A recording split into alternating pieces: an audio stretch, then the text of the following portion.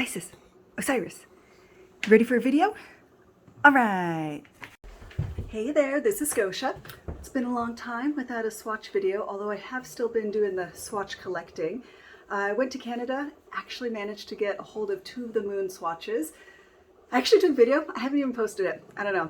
But I'm going on a trip next week. It's going to be this European, North African trip, and inadvertently, it's also a swatch finding trip because I go through all the different countries, and each, especially in Europe, each location, especially like popular tourist locations, will have their own unique swatch that you can only get there. So I like to do ultra lightweight backpacking, so I don't carry any luggage, just put all the swatches, anything that I get in just one backpack. And yeah, I want to go over these shoes that I ended up getting for the trip, and I stinking hate them. Kind of start at the top. Palladium is a brand of, I guess like street urban wear that I actually really like. I have probably 10 pairs of their shoes, and I got these. These are the Adventure Lights, and they are the worst. I mean, the color's awesome. They're super, super lightweight. This foamy like sole is really neat. They've got this grippy rubbery part that's awesome, but there's a fatal flaw. And that is, if you look up close, this lightweight meshing is made out of nylon, which is fine when it's sewed up in this part of the shoe, but along here, it's really hard to see. There's like these little hairs that stick up from each little bit of the nylon, and anytime you put on the shoes, they cut your cuticles. It's all along the edge here. And then whatever pair of socks you're wearing, they destroy. So the whole ankle around your socks is fuzzy because these tiny nylon hairs end up just picking at the fibers and tearing it apart. So I was like, these shoes are basically a waste. They retail for $150. By the way, Palladium, awesome company. It's originally a French brand. And most people think they look kind of like Converse. Recently, they've been doing these like really neat double stack kind of boots. Again, that tech wear, urban kind of look. But man, these ones just brutal. So normally they're $150, and I got them. I wore them twice, and I was like, I cannot do this. Even when you do this speed lacing, you end up just like tearing up your cuticles. And I don't know if you can see, there's some of that like hairy bit right there. And so I was going to return them because Palladium has a really good return policy. If it doesn't work, they'll take them back, except if the shoes are on sale. So I did not buy them on sale, but they are currently 13% off. So if you're watching this in January of 2023, you can get these shoes, and you can't return them because they are technically on sale, even though it's this tiny amount. So 2 things. I figured no matter what I do, I can't ruin these shoes. I can't return them, so I may as well try to fix them. The first thing I did, which is definitely worth it, is take a lighter, and you have to be really careful, but you take a lighter and you try to melt all those little hairs. And the thing is, you have to go along the laces around here as well. Be careful, because all of this is plastic of some sort, you know. This one's not recycled, but a lot of their stuff is made out of recycled water bottles. Still, it's some kind of plastic, and you have to melt in between all these little bits. So that helps a lot with getting those hairs down. And I tried that and then wore them for a day. They killed another pair of socks. And so I was like, well, I gotta figure out what we're gonna do. I want you to appreciate that with the Palladium, the problem is that they didn't fold over this rubber edge. They left this raw exposed edge. And I brought a couple of other shoes to show that that's not what they usually do. So this is another one of their Travel Lite shoes. They're cool because they fold flat, quick lace, all that stuff. Love these ones. And you can see that it's sewn around the top. Like, can you appreciate that? So there's no raw edge here. Same thing with this pair. This pair is waterproof. This one's made out of recycled water bottles, ocean plastic, all that good stuff. And again, it's sewn around the top, so you don't have to worry that even though this is plastic, it's not gonna be rubbing on your ankle. Okay, so what I did, I dropped the shoe that I need. Hold on. Okay, so what I decided is I was gonna figure out how they normally seal this. And I just went on Amazon, and the best thing that I found was this it's basically neoprene scuba tape. So if you have a wetsuit, like wetsuit tape, and the seam starts to split, you can take this tape and just iron it along the seam. The one that I got, like I said, is on Amazon, and it's the 2 centimeter tape, and it's really cheap compared to like if you go to any fabric store where it's like $5 for, you know, a yard of it. Like, it's kind of expensive. But this was like $17 for, I don't know, like 15 yards. Like, it's a lot of this stuff. And I put it in my pocket. So this is after using it for both shoes and cutting it, and I still have a ton of it left. What I want you to appreciate is that it's super, super stretchy. So this is like really forgiving because it's meant for wetsuits. And so my idea was I could take this shoe and encapsulate it. So take this little section and then fold it over the top so it would encapsulate those pokey little hairy bits. And it worked. I am astounded. I did it on this one, so you can see the difference. This has the black kind of band around it, whereas this is the original. And yeah, I'm going to show you how to do it in a second. Maybe it'll be a good video, maybe not. But you just fit it to the ankle, cut it about 1 inch extra on each side because I wanted it to be long enough to melt to itself, and then you cut it off.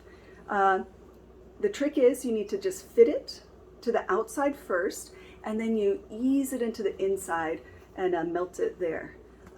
And it took maybe 10 minutes, and that was being really slow. So let's give it a try.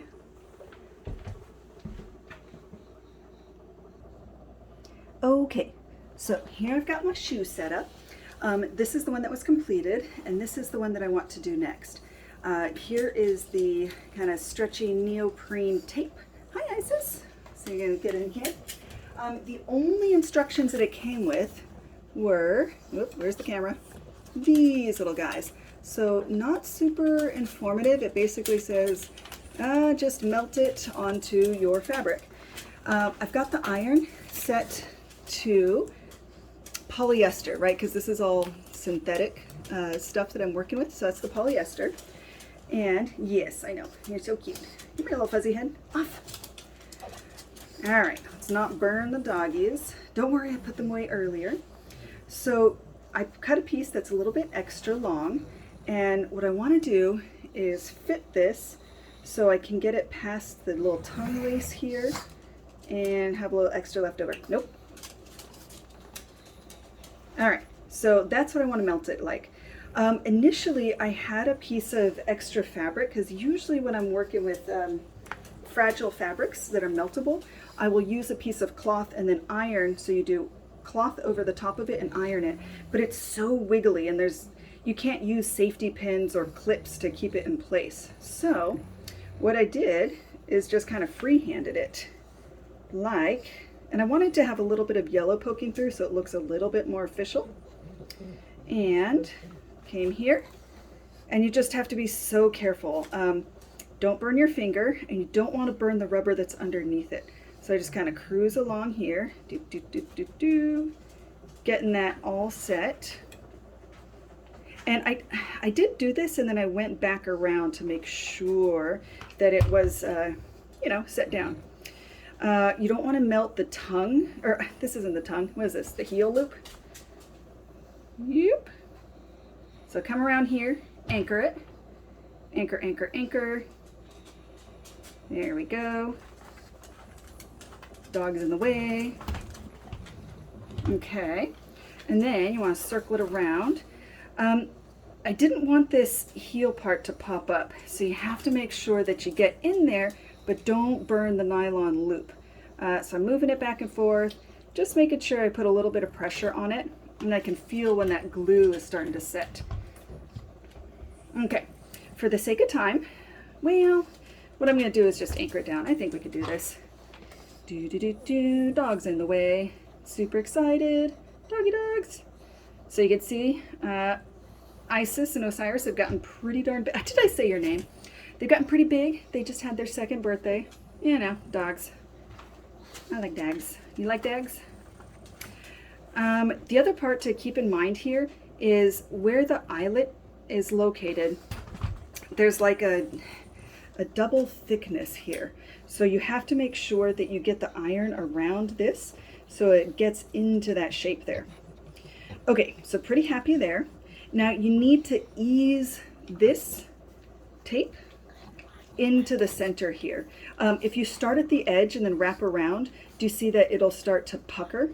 So you need to start in the, dude, you need to start in the center and then work your way out. All right, so try to spread this as much as possible.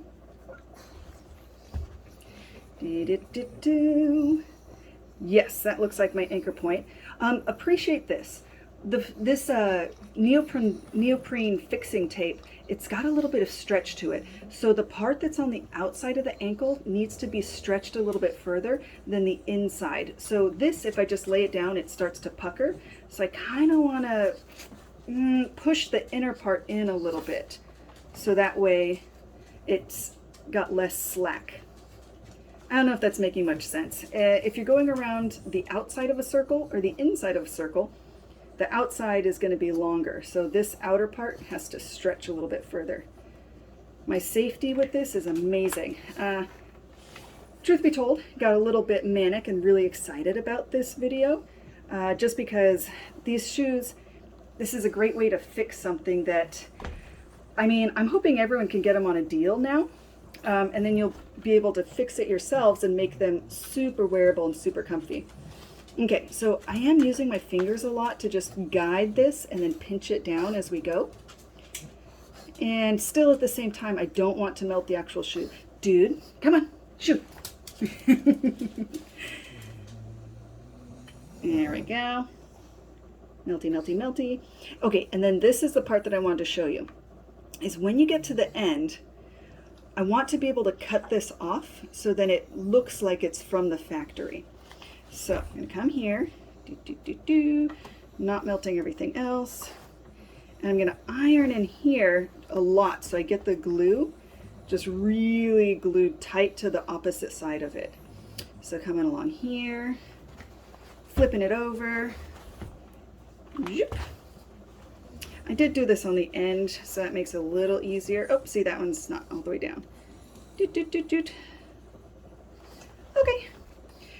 So I would do this with the rest of it, but as you can see, that is like nicely anchored. Trying to keep my dogs from killing themselves here.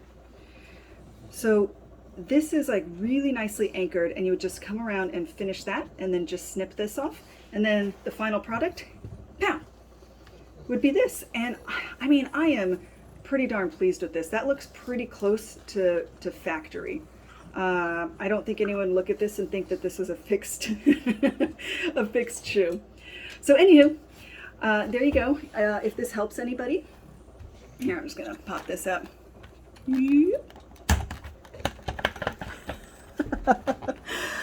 All right, so if this helps anybody, if you find these shoes, go ahead and get them. Spend the extra, it's probably gonna change, but you know, like $16, $17 on the 2cm neoprene tape.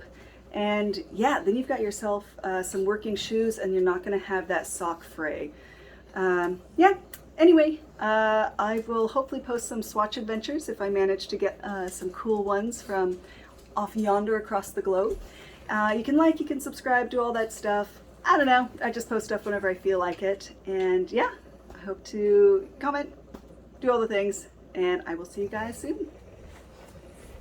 Isis, Osiris, ready for a video? All right.